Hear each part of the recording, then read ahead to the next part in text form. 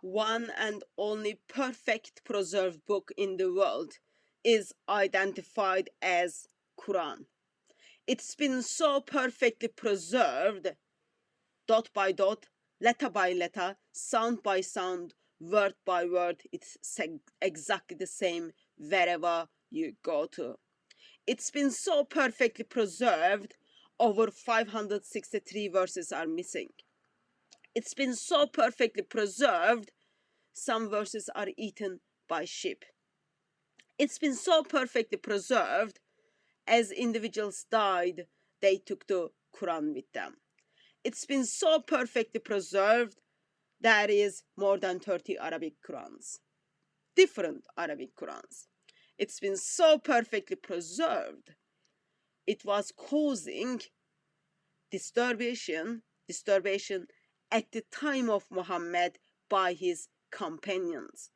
Individuals were fighting about this perfect preservation of the Quran. But of course, it is perfectly preserved with many loose ends. There is a story I've been asking last couple of years to Muslims. Why Muhammad, as he tells people what Allah is revealing to him, gives the same revelation to the people from the same tribe differently, which cause disturbation between them, which cause people to nearly fight with one another. And this question is going to be asked a professor. But before that, please come with me to Sahih Bukhari, hadith number 514. And we first read this story together. Hadith has been narrated by man called Umar. This is not any Umar who turns out of pink or blue.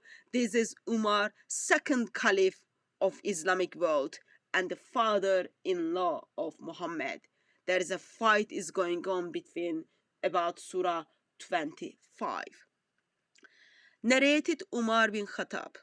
I heard Hisham bin Hakim reciting Surah Furqan during the lifetime of Allah's apostle, and I listened to his recitation, and I noticed that he recited in several different ways which Allah's messenger had not taught me. I was about to jump over him during his prayer, but I controlled my temper. When he had completed his prayer, I put his upper garment around his neck and seized him by it and said, "Who taught you this surah which I heard you are reciting?" He replied, "Allah's messenger taught it to me." I said, "You told a lie, for Allah's messenger has taught it to me in a different way from yours." So I dragged him to Allah's messenger and said, "I heard this person is reciting Surah Furqan in a way which you have not taught me." On that, Allah's apostle said, "Release him, Umar. Recite, O Hisham." Then he recited in the same way I heard him reciting. Then Allah's messenger said, "It was revealed in this way," and edited, "Recite, O Umar." I recited as he had taught me. Allah's messenger then said, "It was revealed in this way." This Quran has been revealed to be recited in 7 different ways. So recite it whichever is easier for you. Hisham bin Hakim and Umar bin Khattab is from the same tribe. Muhammad is teaching them the Quran, people who are in the same tribe, in different ways. By that stage, no one is knowing that the Quran is being revealing in different ways until Umar want to grab him, jump over him during his prayer, but Umar is so kind. He waits until the prayer is finishing. And both of them goes to Muhammad, and Muhammad says, "Recite it whichever easier for you," after he okays those different ways of Surah 25. Those people are from the same tribe. They are speaking the same dialect. And both of them are learning from the same person. Muhammad is saying, recite it whichever easier for you. I've been asking the question last couple of years. Why people in the same tribe are reciting the same surah differently while they are speaking the same dialect? I am asking the question, actually, how can that make it easier? And all I heard is blah, blah, blah, blah, blah. My questions were actually never been properly answered. But a couple of years ago, the individual who I did ask the question was brave enough to ask the question to a professor who has been doing amazing works on the Quranic manuscripts, Professor Yasin Dutton.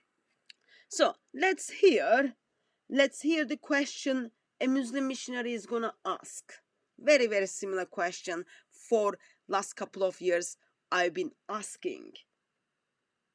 Why individual from the same tribe needs to learn the Quran in different way, and we don't even know which way is that, and why on earth that will make it easier for them. Remember, word of Allah has been perfectly preserved. There is only one Quran, but in somehow there were different Qurans at the time of Muhammad. Let's listen this short clip. Sorry, I'll come to you. The rukhsa was given to read in different ways. Looking at the hadith which are in sahih collections, which seems to indicate that the Prophet directly taught them the particular surah. So they heard from the Prophet ﷺ, and when they replied back after, like the example of Umar ibn Khattab, it seems to indicate that they learned it directly from the Prophet. So obviously direct learning would be when the Prophet recited to that particular companion and they learned it that way. Rather than, there's a stock template where you can actually use that template with the degree of variances that are allowed and permissible. That's the other question that I would like to clarify. So the question is, obviously the Prophet ﷺ would not have taught every single companion all the different ways of reading. It's practically impossible. Yeah. So that means there has to be a way where the companions had their own ikhtiyar, their choice, based on the permissibility that was given. So they have clear understanding of how much, or what was the degree of variations or variations that you can bring about in revelation. The question remains is, what was exactly the rukhsa that was given? I mean, some of the hadith which indicates Ghafur Rahim, Samir Alim, but I'm not sure about the authenticity of some of these narrations. So if we go for strict authentic narrations, then you have one picture, but if you have the evidence speaks for itself, then you can get a different picture altogether. What's your clarification on this? When the same two people from the same dialect or tribe reciting differently, if the Prophet taught them differently, and how is it making it easier? To give an example, in Surah Al-Furqan there are examples where there are single and jama', a word is recited in singular and plural. Examples of where it's ya'malun, ta'malun, something of this difference of grammatical declension. How is it making it easier for a two adult companion rather than, say, someone who's very old and especially women who are not very literate, or children? Because for that we can have an understanding of, okay, there are some difficulty for them, for example, you're very old or literate as well. But two persons who are actually very adult, mature person, who are learning directly from the Prophet, how are these making it easier for them to recite? I mean, what's the difference in terms of choosing variation? Got one. So, first of all, I think we need to give credit when it is necessary. Thank you so much. Thank you so much for finally being brave enough and asking the questions I've been asking Muslim missionaries. Muslim missionaries asking Yasin Dutton for now. So that is good. Well done. Now you know the answers you have given to us, which you intentionally lied, wasn't even justifying you. Since there is only one perfect preserved Quran and perfectly preserved. So why on earth? Surah, different versions of Surah 25, which is giving to the people who speak the same dialect, they are from the same tribe, would identify it as, oh, recite it whichever easier for you. How can that make it easier? Of course, there are lots of other issues with this hadith, but I'm not going to focus on that. So let's get to hear the response is going to come from the professor. And please give attention what he says, because what we are going to hear is, we don't know what is that the way Muhammad recited, and also we will get to hear it is all loose end. One immediate possible response and another one. The immediate possible response is that you're trying to remember something, and was it they or he? Can't remember. Was it they or we? Doesn't matter. Say whatever, as long as the meaning is there. So one kind of ease is that as long as you get the general idea right, you're okay. Now the other thing is that you were talking about the way the Prophet ﷺ taught me. Do we know the way the Prophet ﷺ actually, well, again, there's riwayat that do give us an indication, like he taught us this he taught us this dua, like he would teach us a surah of the Quran, for example. So we understand that there were words that were taught in a certain form, like 1, 2, 3, 4, 5, and it always has to be 1, 2, 3, 4, 5. But I wonder whether it was a 1-ish, followed by a 2-ish, followed by a 3-ish, followed by a 4-ish, followed by a 5-ish, because we don't actually know. As long as you've got 1, 2, 3, 4, 5 in that kind of order, again, it's back to the idea of what was it when we say the way the Prophet ﷺ recited. What do we actually mean? Because we're thinking in terms, we're expecting, and people have expected for, literally 1400 years or whatever it is, they've been expecting a very limited understanding of the way the Prophet ﷺ recited it, which is why there's a problem in the first place.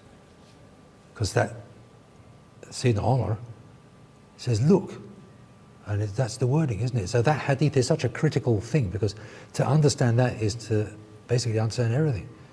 Because he was told, yes, that was the way it was revealed. Now what does that mean? It was revealed with exactly that sort of, Perish Zabra and all this kind of thing, or does it mean that, yes, that was the meaning, that was the dhikr, because the dhikr is something that reminds you. Again, it's not well, I suppose the dhikr, you could say it's, hey, do that, remind yourself of that. I mean, there are lots of loose ends, you see. Just a quick note, I'm sure it is not my place to remind the professors or Muslim missionaries, but riwayats are never been seen by Muhammad. Muhammad was long dead before the riwayats stepped into the Muslim world. Did you catch it? As long as meaning is there, as long as you've got the general idea. Did you get it? What is that way? We don't know. And we don't know. It is all loose end. So, it is all loose end. Quran has been apparently, according to Muslim sources, revealed to Muhammad in different ways, but it is all loose ends. It is all the general idea. You get the general idea correct. Why? How can it make it easy? People who speak the same language, they are from the same tribe, they speak the same dialect, gets the different version of the Quran to make it easier for them. It's all loose end. Yet. Quran has been perfectly preserved. There is only one Quran alongside of over 30 different Arabic Qurans. Quran has been so perfectly preserved, it ends up having loose end and getting the general idea. But I cannot share that info with you. All you need to know is dot by dot, letter by letter, sound by sound, word by word.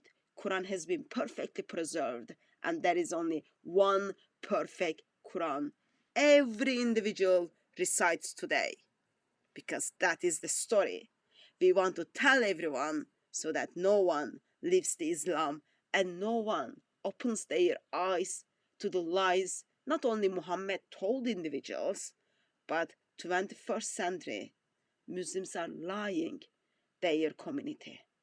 Please, please, please, please, just follow the lies and follow the lies and stay in Islam, because still there is only one perfect Quran alongside of many Qurans with the different versions of it.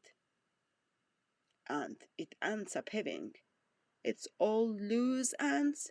We've just got the general idea correct.